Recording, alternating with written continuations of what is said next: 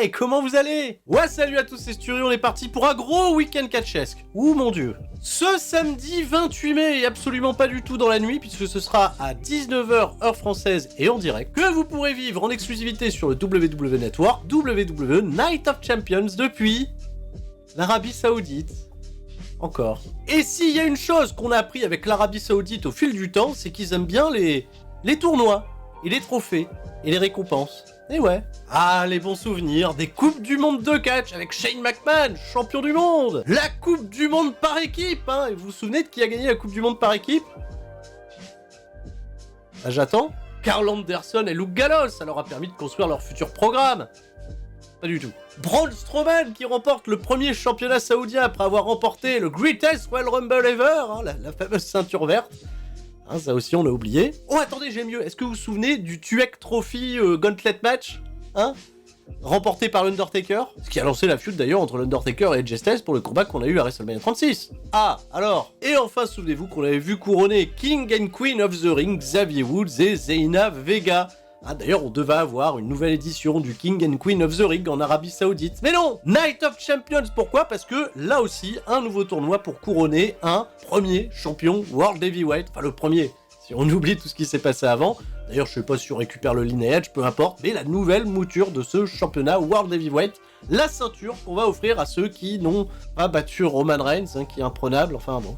C'est Night of Champions. Et comme le veut la tradition des Night of Champions, tous les championnats WWE seront défendus.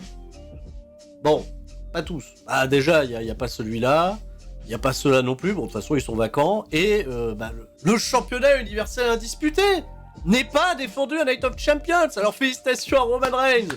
Vous venez de dépasser les 1000 jours de règne. Oh, après Night of Champions, de toute façon c'est sûr qu'il va les passer maintenant. Alors on est parti pour le Sturistradamus, mes prédictions, mes pronostics pour cet événement de haute volée. Un événement auquel je réagirai en direct sur twitch.tv/Sturi316 à partir de 19h ce samedi, et j'espère, bien sûr, vous y voir nombreux. Allez, premier combat, on va pas vous tenir en haleine plus longtemps, c'est parti. Seth Rollins contre AJ Styles en finale du tournoi. Bah non, ça sera pas l'opener, enfin quoique. Enfin, on sait pas, on connaît pas encore l'ordre de la carte, alors bon, j'ai envie de parler de ce match là tout de suite, alors on y va. AJ Styles contre Seth Rollins, et bah je mets tout de suite ma pièce sur AJ Styles. Et oui, je sais, vous allez me dire, il vient de SmackDown, donc ça ferait pas de sens qu'il soit drafté à Raw, surtout qu'il avait été drafté à SmackDown en compagnie de Luke Gallows, de Karl Anderson et de Michin Miahi, mais attention, très important, dit aussi. On ne sait toujours pas si contractuellement AJ Styles, qui reviendrait du côté de Monday Night Raw, amènerait toute sa clique avec lui, mais pourquoi, alors que ça paraît évident, c'est peut-être même le favori pour tout le monde, pourquoi ne pas mettre ce titre, selon moi, sur Seth Rollins? Eh ben tout simplement en raison de son absence potentielle pour les jours, les semaines à venir. Bah oui, c'est ce que je disais lors du Raw Recap qui est sorti hier sur la chaîne. Seth Rollins, il est en plein tournage du nouveau Captain America, il devrait encore potentiellement s'absenter, et oui, bah un champion absent, c'est pas ce que Seth Rollins voulait combattre, c'est pas l'idée de ce championnat, d'avoir un championnat présent. Et puis je vais vous dire pourquoi je vois AJ Styles gagner, mais ça je l'expliquerai un petit peu plus tard. Je pense qu'AJ Styles va battre Seth Rollins, qu'on prendra le temps de le préparer au mieux pour l'amener vers l'objectif qui paraît être le plus évident, à savoir Roman Reigns, parce que même là, en clip promotionnel, les intentions de Seth Rollins, elles sont pas du tout tournées vers AJ Styles, elles sont clairement tournées vers sa haine de Roman Reigns, et de ce qu'il a fait avec le championnat universel indisputé. Donc bah voilà, l'histoire, elle est facile à écrire. Reste juste à l'écrire, et à la terminer. Victoire d'AJ Styles, et je vous dis pourquoi après. Je l'ai rabâché 1 milliard de fois lors des précédents Raw Recap. Je ne suis pas intéressé par ce programme qui va opposer Becky Lynch à Trish Stratus. Les légendes en Arabie Saoudite. Et ben voilà, c'est un peu comme à l'image de Lita. Hein. Trish Stratus, ça vient prendre un immense chèque en Arabie Saoudite. Après, elle a le droit de prendre de l'argent, il n'y a aucun souci là-dessus. Mais ce match, il est surtout là pour éloigner potentiellement Becky Lynch de la title picture, parce que Becky Lynch elle est construite très très forte. La finalité à long terme, c'est peut-être de nous amener une Becky Lynch face à Rhea Ripley, c'est un peu un dream match sur le papier, une grosse affiche potentielle pour SummerSlam. Trish Stratus, c'est une étape qui nous aura fait patienter. Ça pourrait être quand même sur le papier un agréable combat avec du bon storytelling, ce serait pas très très compliqué de bien écrire l'histoire. Du star power mais rien de plus, ça changera pas mon excitation. Pronostic victoire de Becky Lynch, et à l'inverse de ce que nous rapportent les Dirt Sheets, j'espère que la storyline s'arrête là. Vraiment.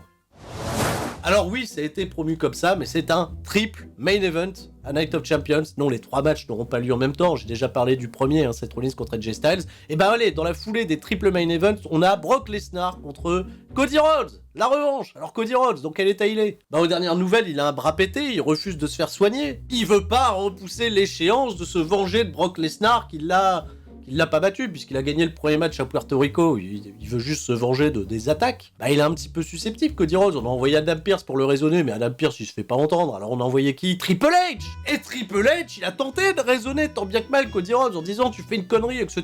Cody lui a dit non, moi j'y vais avec un bras pété, une jambe amputée. Je vais aller affronter Brock Lesnar. Et là, Triple H, il a pas fait ce qu'il fallait. Bah oui, parce que s'il faut retenir Cody Rhodes sur le banc pour qu'il se soigne, qu'est-ce qu'il faut faire? Un coup de sledgehammer. C'est ce qu'il a fait Seth Rollins. Si on a pu revu Cody pendant 9 mois, voilà, et alors, Triple H, le coup de sledgehammer dans la nuque de Cody Rhodes. Peut-être qu'il va le faire là en Arabie Saoudite, Et il nous écoute ou pas, Triple H? Pronostic. Une victoire de Brock Lesnar. Non, à un moment, c'est bon. À un moment, Cody Rhodes, il va pas tout gagner. Ah non, ça, on l'a déjà fait pour WrestleMania. Non, des fois, il faudrait qu'il gagne, mais là, il faudrait pas qu'il gagne. Non, parce qu'à un moment donné, si le Cody Rhodes, méga affaibli, il parvient à battre la bête Brock Lesnar, ce serait un petit peu trop gros. Ça commence à faire beaucoup. Les gens risqueraient de se voir un petit peu forcer la main. Et il faudrait vraiment éviter que Cody Rhodes se fasse huer à l'avenir, parce que oui, c'est un bon babyface, même un excellent babyface, dont la WWE a besoin. Donc faites-le perdre, voilà, contre Brock Lesnar. C'est pas grave. Il est protégé dans sa défaite, il a mal au bras. Et puis au pire, on envoie Triple H à coup de sledgehammer et c'est réglé. Rhea Ripley défend le championnat de SmackDown. Alors qu'elle est à Raw, ils ont pas échangé les ceintures, bon c'est pas grave, la ceinture bleue dans le show rouge contre Natalya. Bon Tati Nati, avec tout le respect que j'ai pour toi, je suis désolé, t'as pas été reconstruite très très fort pour ce programme, t'es juste venu faire un face-off avec Rhea Ripley, et on t'a oublié les précédentes semaines, on l'a même pas vu à Monday Night Raw, Natalya. C'est peut-être dans son contrat, elle vient tout le temps en Arabie Saoudite, Natalya, donc là elle affronte Rhea Ripley, alors oui, y a pas d'excitation, y a pas de suspense non plus, Rhea Ripley elle va conserver, mais attention, j'oublie pas un petit truc, par le passé, Rhea Ripley et Natalya, à chaque fois qu'elles se sont affrontées, c'était pas mal dans le ring, il y a une bonne chimie entre les deux catcheuses. Je sais pas si leurs qualités techniques vont réussir à enthousiasmer le public dans le bon sens, je pense que le public saoudien va chanter pour Rhea Ripley parce que c'est une heel mais qui est trop cool. Mais je pense pas pour autant que ça soit un mauvais spectacle et c'est peut-être pas non plus l'endroit pour aller faire une pause pipi, je vous vois venir. Ah oui, là, dites-le dans les commentaires, dénoncez-vous. Ceux qui pensaient aller faire une pause pipi pendant ce combat, ça va être peut-être un des meilleurs matchs de la soirée. Alors, et si la championne du show rouge à la ceinture bleue, la championne du show bleu à la ceinture rouge, Bianca Belair défend contre Asuka.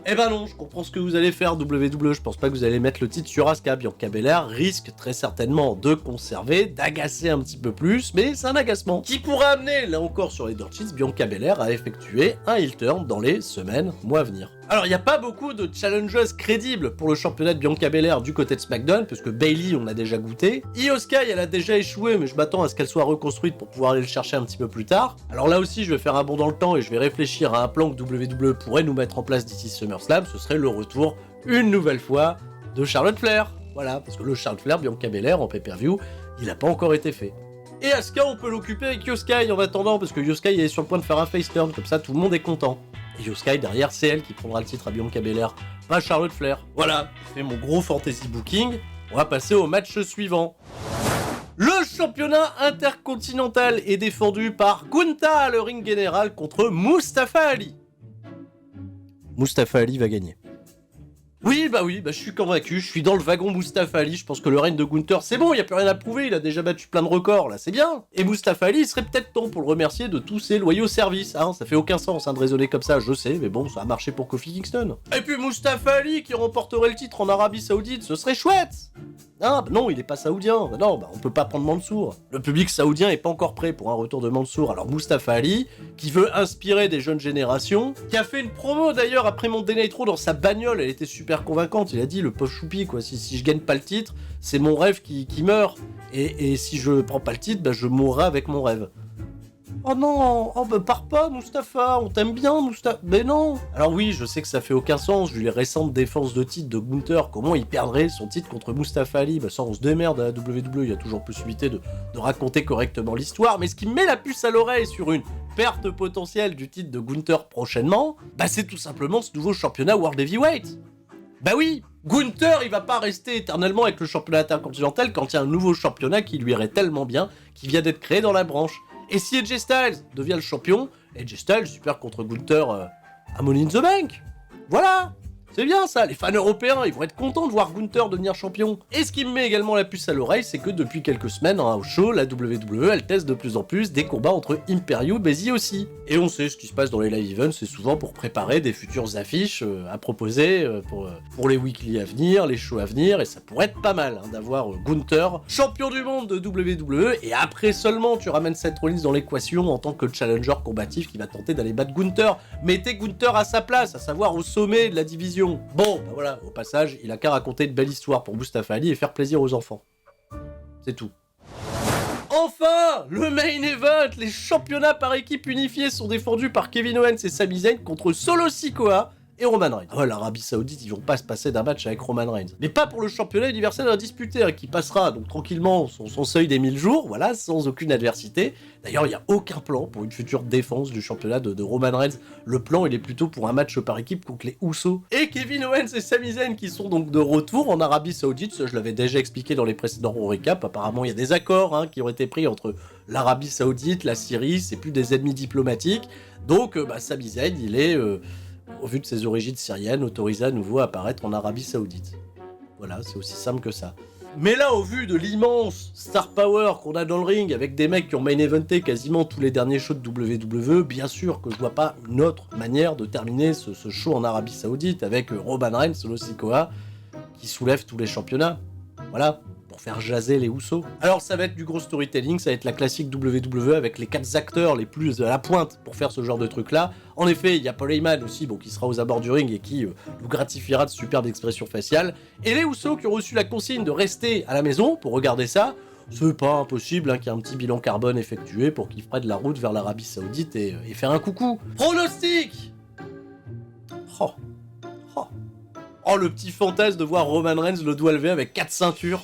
Bon, il les portera pas toutes, il y a Paul Heyman, lui, putain, il en peut plus de porter les ceintures, le mec, il va s'écrouler. Ah, je sais, il y a un petit côté curiosité malsaine, mais voir Roman Reigns remporter à nouveau les titres et voir la réaction des gens vis-à-vis de ça m'excite un petit peu, je vous le cache pas. Mais non, finalement, je vais pas pronostiquer ça. Victoire de Kevin Owens et de Sami Zayn, c'est bon, j'ai un petit côté, j'aime bien foutre la merde, mais pas à ce point-là. Solo Sikoa prendra le pin, comme ça Roman Reigns, il l'engueulera la semaine prochaine, et Solo Sikoa, il va pas bien le prendre, de se faire engueuler par Roman Reigns. Ah, ça va être bien, hein. Je pense pas que quelqu'un fera le pin sur Roman Reigns, il est tellement protégé, c'est pas possible. Solo Sikoa, il peut perdre la bataille. Et ça créera encore plus de tension dans la Bloodline, parce que désormais c'est la recette qui marche. Mettre de la tension dans la Bloodline. Et Sami Zayn, Kevin Owens, après ça, je sais pas ce qu'ils font, ils retournent à Monday Night Raw, ils défendent contre les gens qui arrivent, là, je sais pas, il y a plein d'équipes à construire. Les Indushir, voilà, Indushir, pour le futur show en Inde. Hein, bah oui, là, ils auront un show avant la France. Bah oui, on le sait. Qu'est-ce que vous voulez? C'est tout pour moi. Night of Champions sur Istradamus est dans la boîte, on se retrouve ce samedi à partir de 19h pour suivre tout ça en live react. Et on prendra le temps d'en dire un mot également le lendemain, toujours sur Twitch, dimanche à partir de 20h, pour également les previews des shows NXT Battleground et AEW Double or Nothing. Le catch show quiz en compagnie de mes invités, je vous souhaite à tous une excellente soirée, je vous dis à la prochaine, c'était Sturi et tout le monde reste fort. Il paraît qu'il va y avoir des coupures budgétaires prochainement, avant le 1er juillet, il risque d'y avoir des licenciements.